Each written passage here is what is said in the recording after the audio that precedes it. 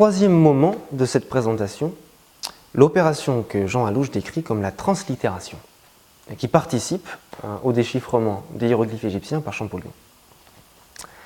La translittération, Alouche la décrit de la manière suivante. Translittérer, c'est écrire en réglant l'écrit sur l'écrit.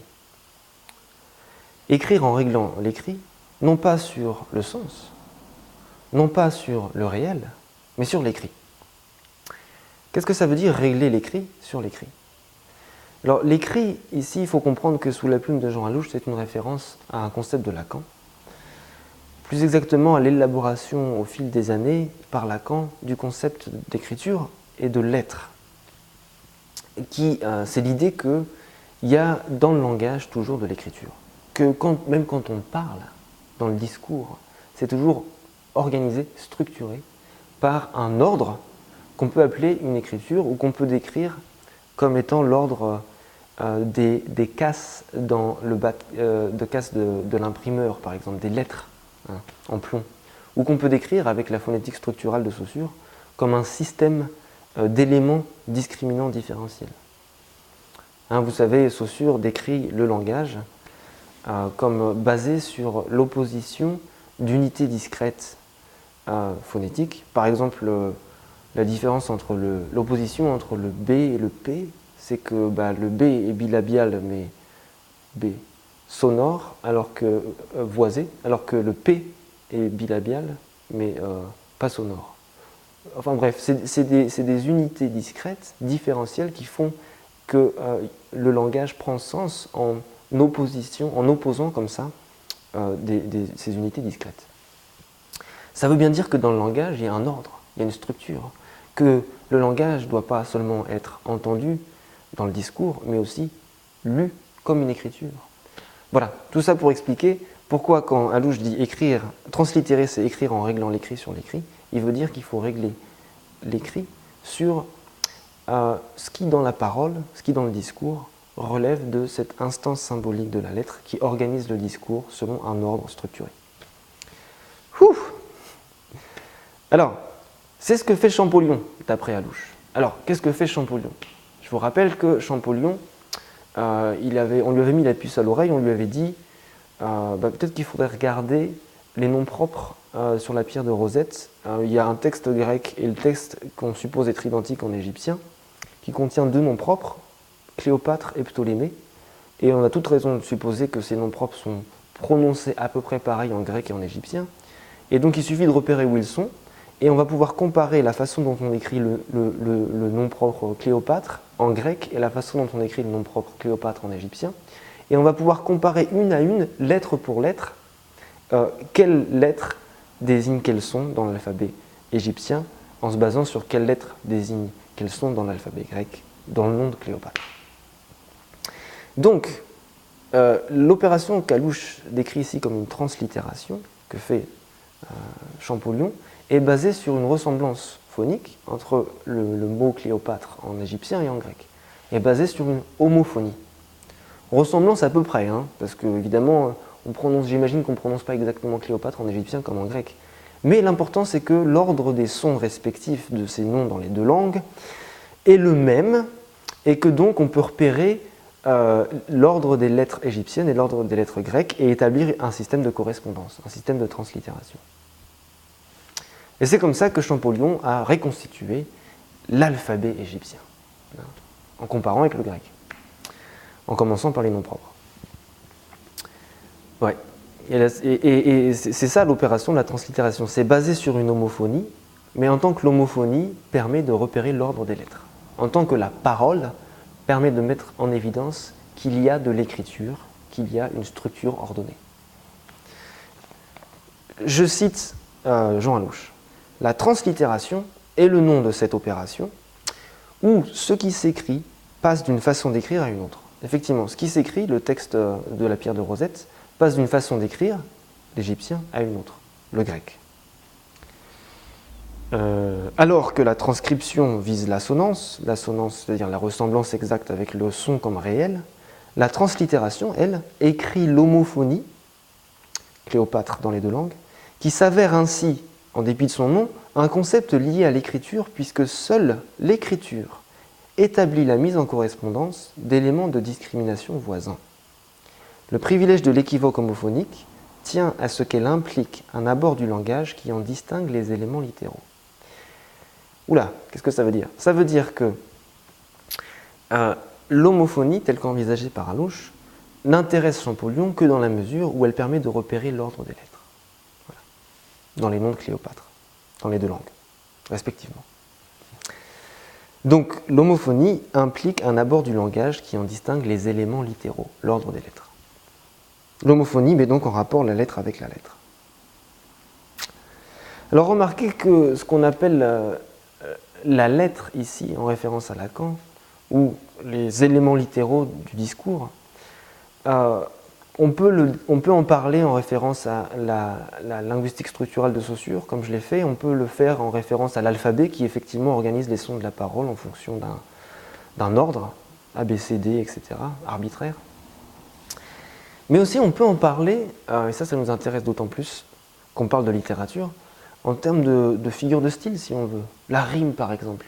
La rime, c'est effectivement la récurrence, l'écriture des sons de la parole selon un ordre structuré, croisé, suivi, embrassé. Et toutes les figures de style, qu'on pense aux allitérations, ou comme on va le voir à l'usage mimétique de la syntaxe, peuvent être décrits en termes d'éléments littéraux qui organisent la parole comme une écriture. Alors, c'est important parce qu'on va voir que c'est comme ça que Berman décrit l'opération qu'il appelle traduire la lettre. Et qui, je pense, est similaire à ce que Alouche décrit quand il parle de la translittération. La traduction de la lettre, selon Berman, c'est effectivement la traduction des éléments différentiels dans le discours poétique. Les éléments différentiels dans le discours poétique, je vais donner un exemple. Revenons au vers de l'Énéide de Virgile, ibant obscuri sola subnocte per umbram, perque domos ditis vacuas et inedia regna. Ici, les éléments littéraux, la lettre en jeu du texte, c'est pas le sens, c'est par exemple l'ordre des mots dont Virgile fait un usage iconique, mimétique, en mettant par exemple obscuri et sola ensemble, ce qui crée un choc verbal. C'est par exemple l'allitération en D de domos ditis. C'est par exemple, voilà des exemples de la façon dont la lettre, l'instance symbolique de la lettre, structure le discours de Virgile.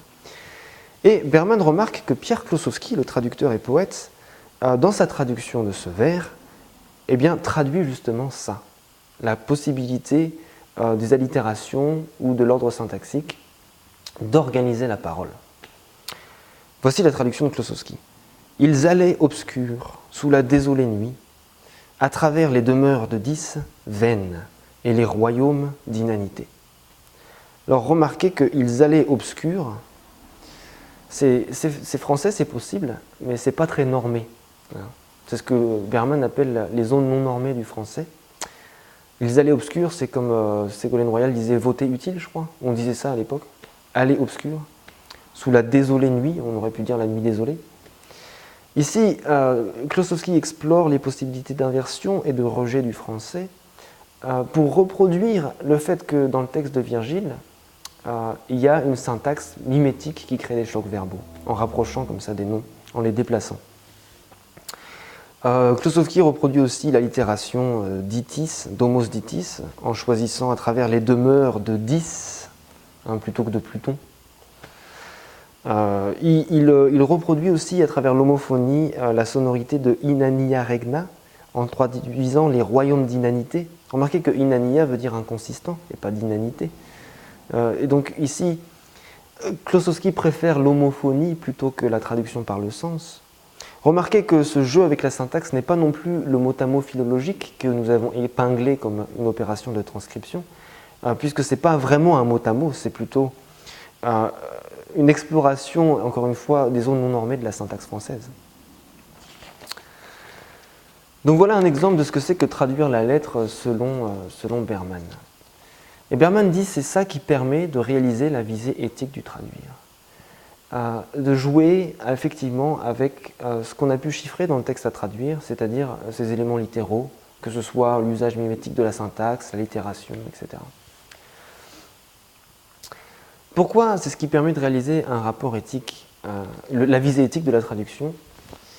Moi, je crois comprendre, en lisant Berman, que dès lors qu'on reconnaît que dans tout discours, et en particulier dans le discours poétique, il y a une instance symbolique, c'est-à-dire il y a un ordre structuré avec lequel on peut jouer, à partir de ce moment-là, on reconnaît que quand on écrit avec un partenaire, alors un partenaire symbolique, qui va nous dire « oui, ça c'est français » ou « oui, ça c'est pas français », qui peut nous répondre « oui, ça c'est normé, ça c'est pas normé », et qui peut même nous dire « ouais, ça se rapproche bien de la lettre du texte original ». C'est-à-dire, on se met à avoir un dialogue avec le langage en quelque sorte.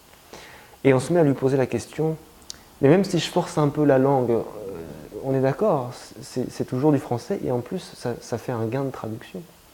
C'est-à-dire qu'effectivement, jouer avec la lettre, traduire la lettre, c'est s'adresser à un autre, qui n'est pas seulement le texte à traduire, mais qui est aussi le langage en tant que partenaire symbolique.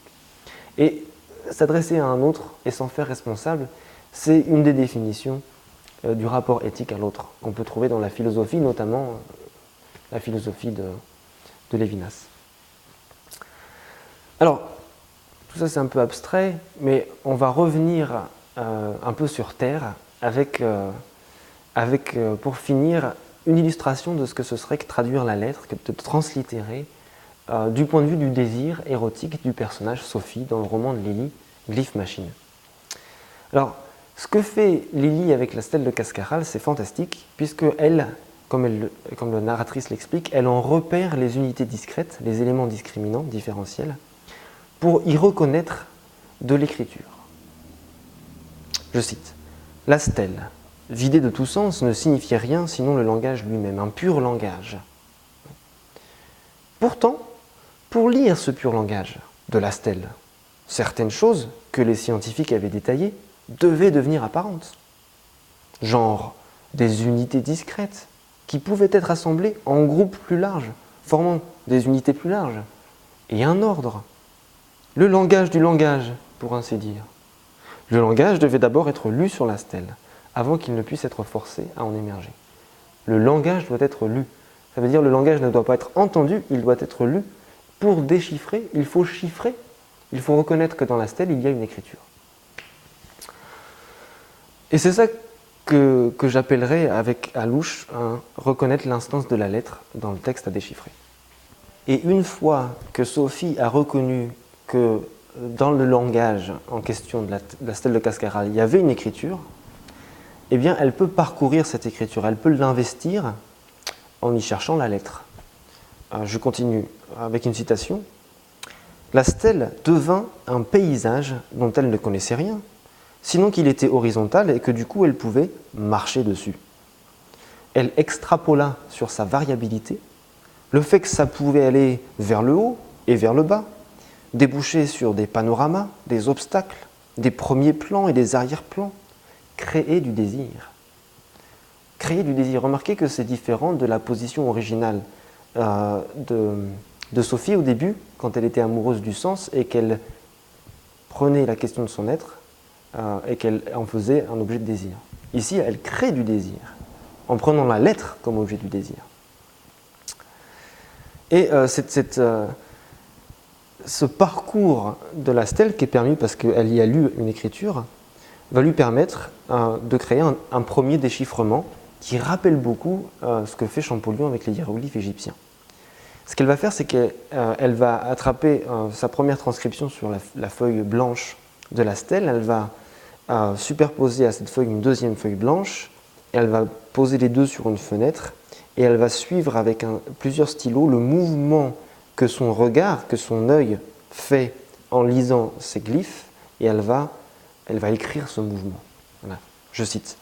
« Son œil allait et venait avec précipitation d'un bord à l'autre à travers la page, mais devenant ensuite inventif de haut en bas, en zigzag, même en ronde comme un carrousel, et bondissant à travers la page, désobéissant à l'ordre.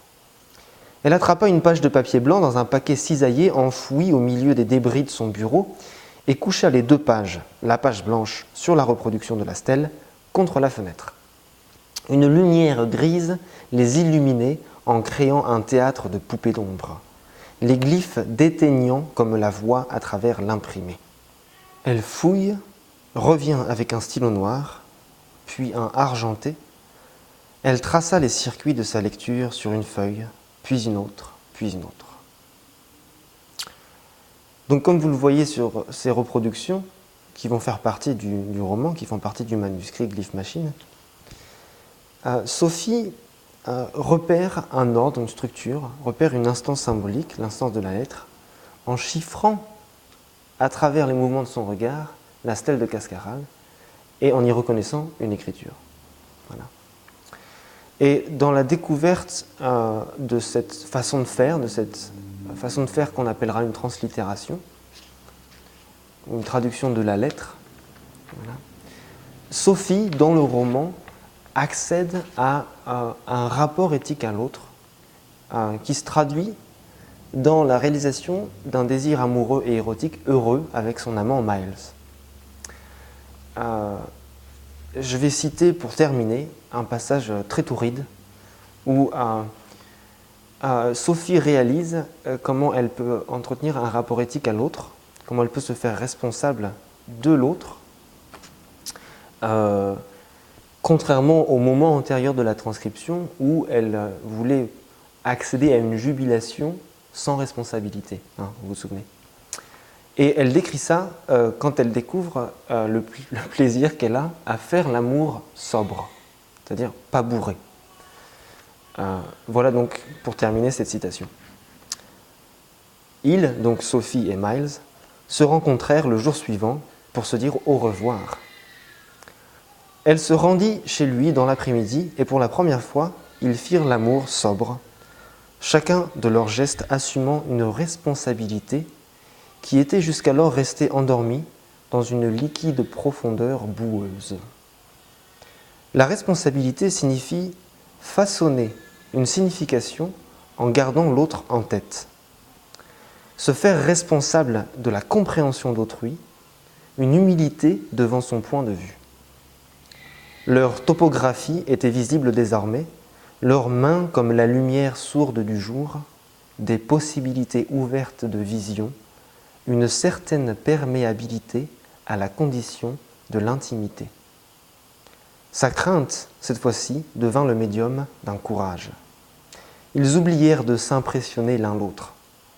Tenus comme fusionnés, modelés comme fondus, brûlant au point de se souder, ils jouirent à chaque préposition et à chaque espace entre, existant dans aucun langage particulier, mais au point de chute libre où la discorde et la disjonction deviennent beauté. Voici la définition romantique de l'intraduisible, ou la définition de la traduction par Benjamin. Scellée avec un baiser dont elle ne savait pas alors qu'il échapperait à son oubli si fort qu'elle frémit de la tête aux pieds avec un seul mot. Ça craint que tu t'en ailles.